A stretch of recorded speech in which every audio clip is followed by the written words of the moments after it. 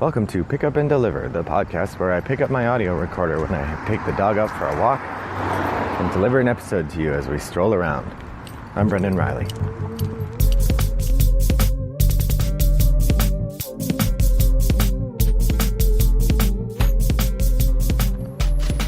Good morning, listeners. It's another lovely day in suburban Chicago, August 9th, and it's about 7 in the morning, so the thunderclap of heat has not slammed down on the day. That's a mixed metaphor if ever I've heard one, but it means I'm having a pleasant walk with my mother-in-law's dog. I guess it's just my in-law's dog, it's not strictly hers, but so we're out for a stroll. And I'm happy to be here talking to you about board games. Looking forward to the weekend. I'll be participating in something called Toggle Top Day. Toggle Gaming is, of course, my game group that I like to attend whenever I can. I'm going weekly right now. Come the fall, I won't be going nearly as often because my one of my classes is going to be on Tuesday evening, so it's going to be much harder for me to get there. But I'll still try to go probably once a month during the fall, and I'm going to have to find another regular game time because it's going to be very frustrating to only play once a month or something. But looking forward to that on Saturday. It's an all-day event instead of just Tuesday evening. It's going to run from 10 in the morning till 11 in the morning till 9 at night. So that will be really fun. I've already scheduled a game of A Study in Emerald, which is one of my favorites, as you know, and I haven't played it in quite a while, so I'm really excited to do that. Another thing I'm excited about at Toggle is that I've been discussing and agreeing to participate a bit more vigorously in the management of the group. Toggle has, for a very long time, been organized by one person, and that's a guy named Andrew. And before that, it was Andrew and Kevin together, who are pals, and who organized it. But this sort of endeavor, it can be draining on a person to have this thing you do every week in and out with no help or very little help.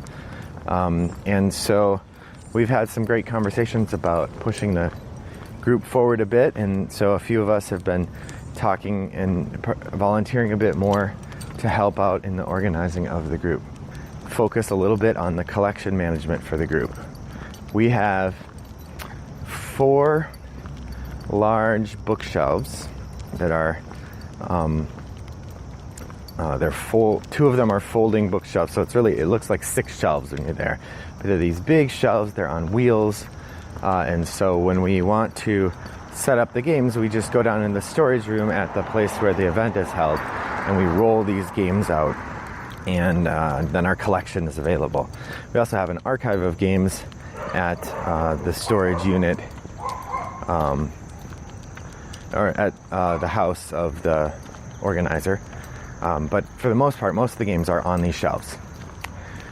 And we had a couple volunteers who spent a significant portion of their Gen Con visiting vendor booths and showing off or explaining the group and seeing if the vendors wanted to donate anything to the group.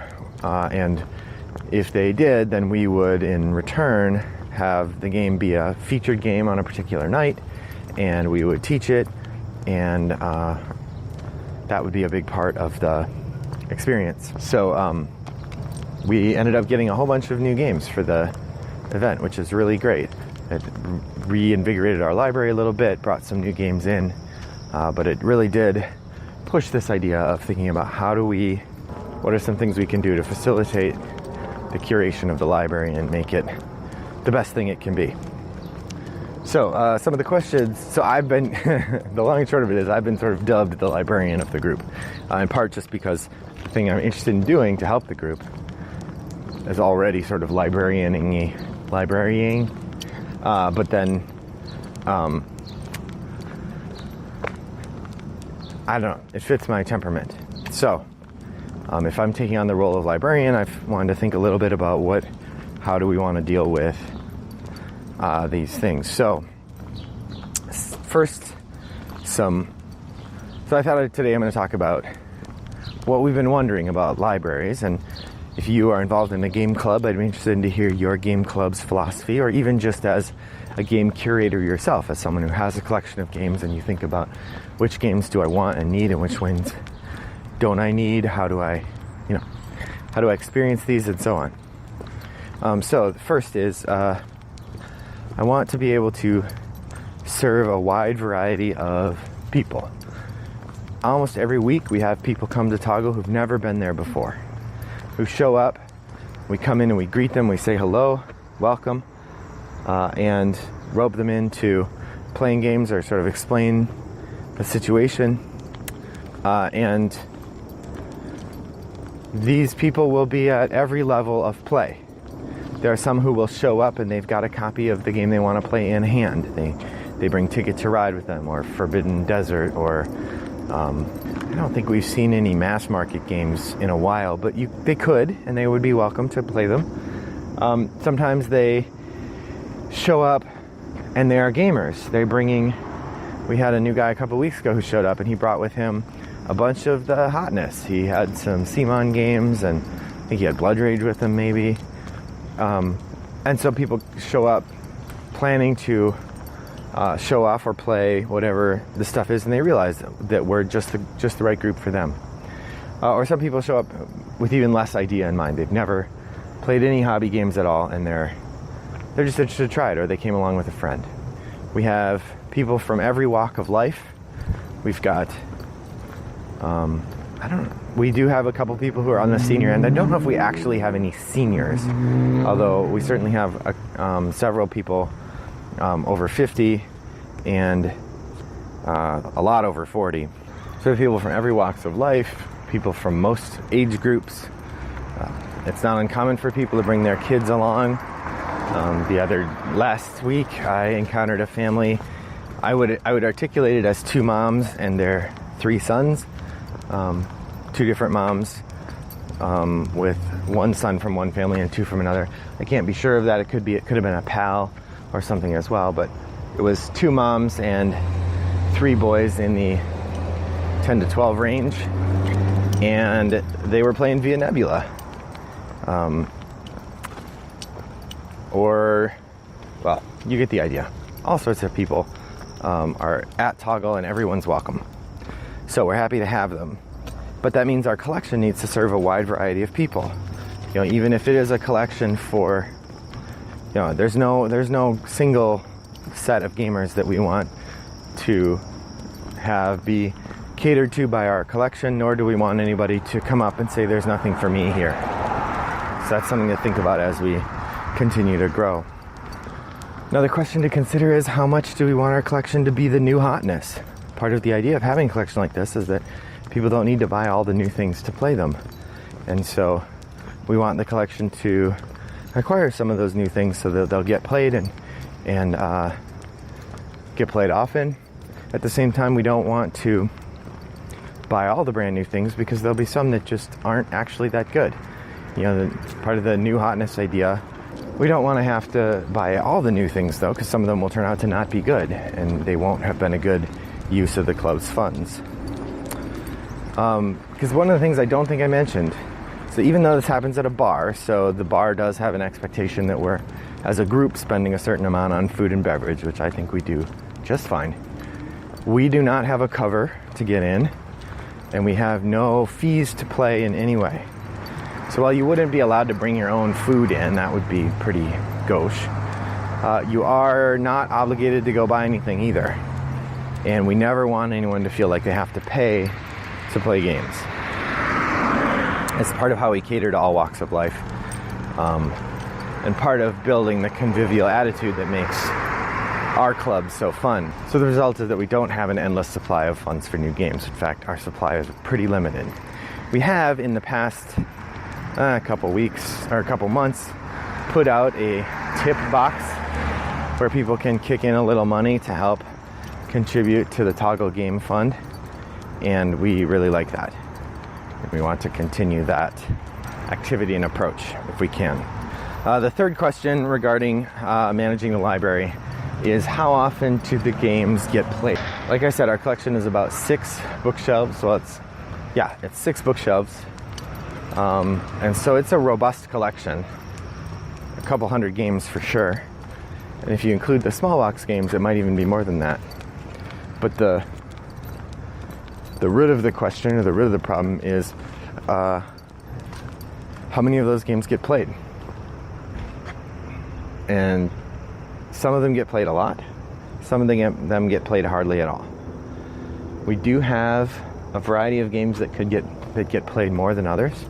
And I think when we get new games in that are sort of extra cool, those games will get played even more.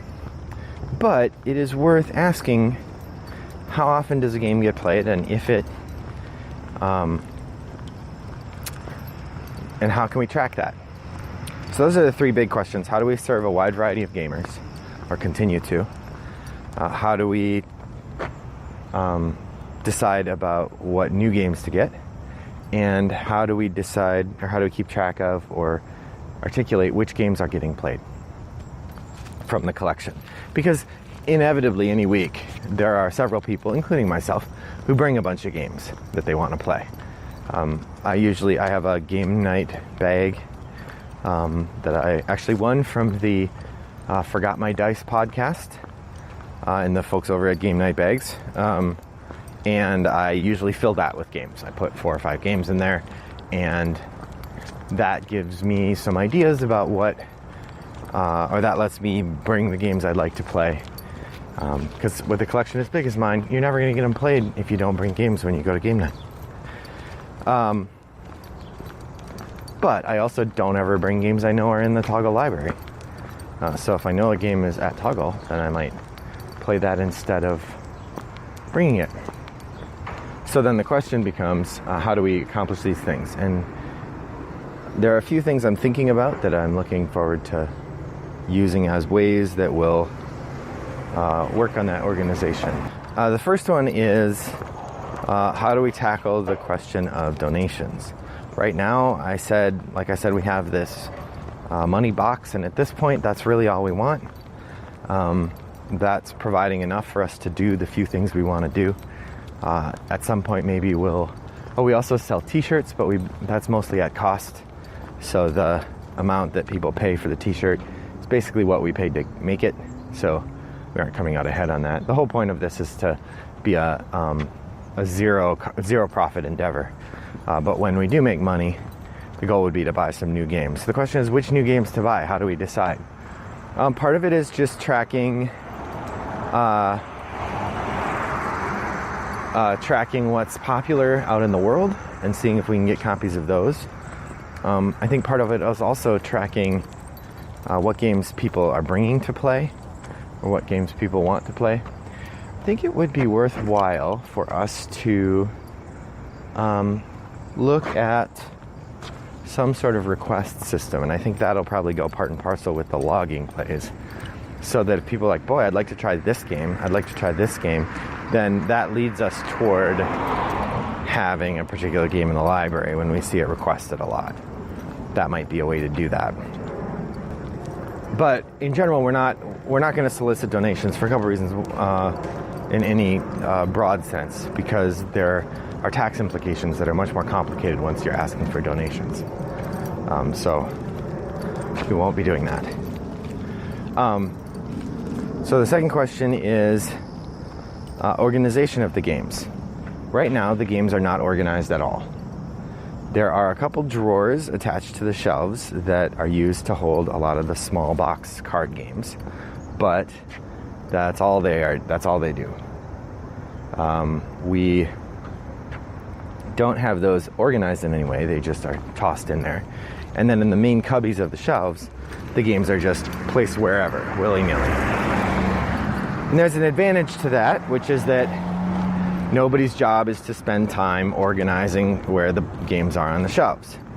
I don't mind doing that occasionally, but when I do it at home, it's because I'm maximizing how many games can fit on my shelf, and then no one's messing up the games.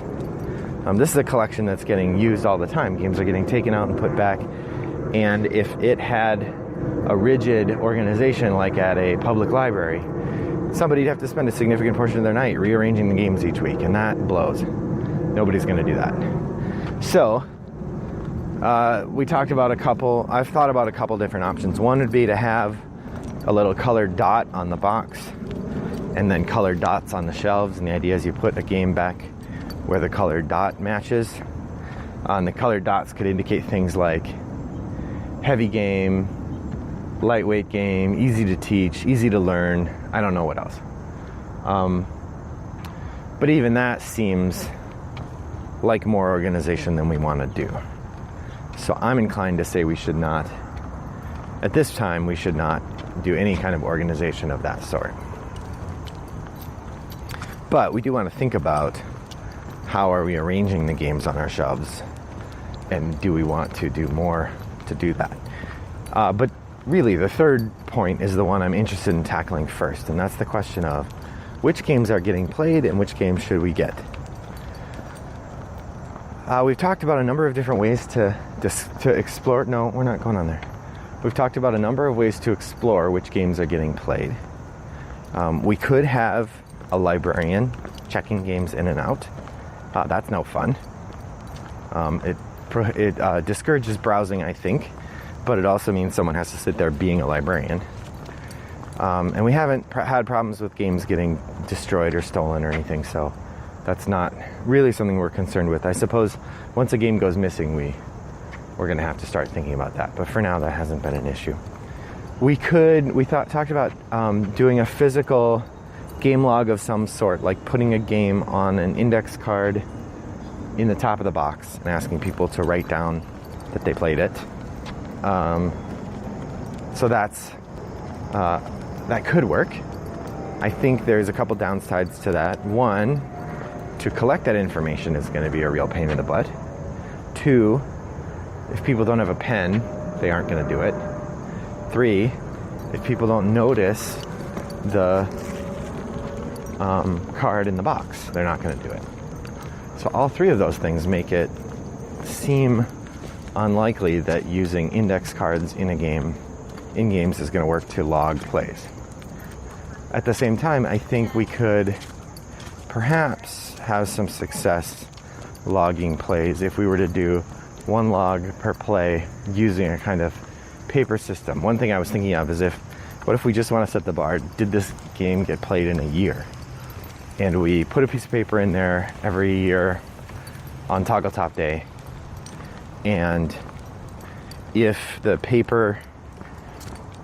someone plays the game, then we ask them to write their name or write the date they played it or whatever and put it in the donation box. And then over the year, we'll accumulate all the papers of games that got played. And any games that didn't get played, we'll still have the paper in them at the end of the year. And we just use a different color for the next year and so on. And that would allow us to really get a sense of the library of what games are getting played or not. Again, this would have the downside of having to be physically logged by an individual person, which isn't fun. It also has the downside of requiring that people notice or take the action to actually do that. Third, it's kind of fiddly. We also have to load up all the games, but that's true. Any of these methods would require some startup cost in terms of effort.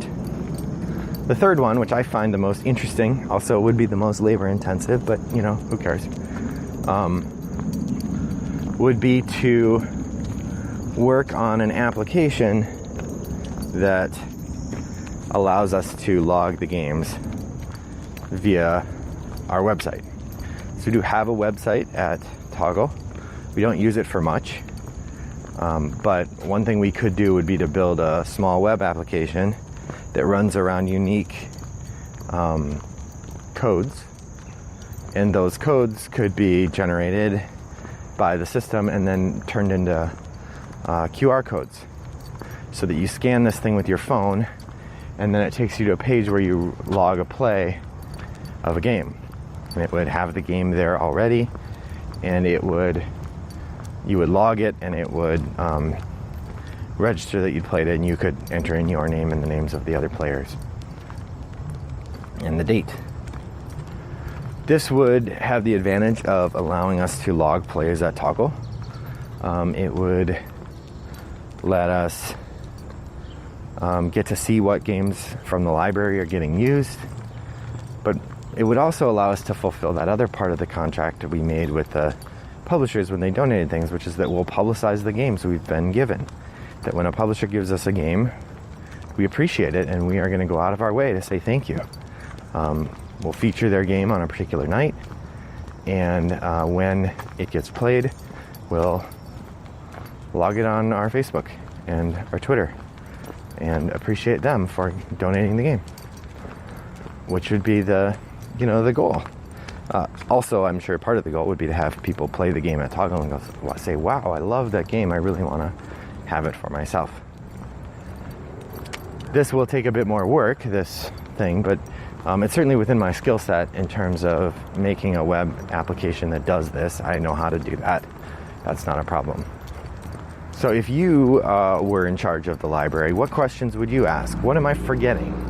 What kinds of things would you try to figure out as you're trying to manage your game group's library? Are there techniques or ideas for approaching this question that I haven't thought of? Should we be concerned about people swiping stuff? All of those things, I guess, are important, and we look forward to answering them in the coming months and years. So I'm really glad that you're able to join me today. If you want to reach out and let me know what you think of the podcast, you can drop me a line at rattleboxgames on Twitter or brendan@rattleboxgames.com by email. You can stop by BoardGameGeek and message me. My username there is Wombat929. You could also stop by our guild, 3269 over on BoardGameGeek, and let us know, what do you do to manage a library? Or if you were in charge of managing a library, what would you do that I'm not mentioning, or how would you agree, or whatever? Comment on the episode. Well, that's it for me. Thanks for joining me today. I hope that your next walk is as pleasant as mine was. Bye-bye.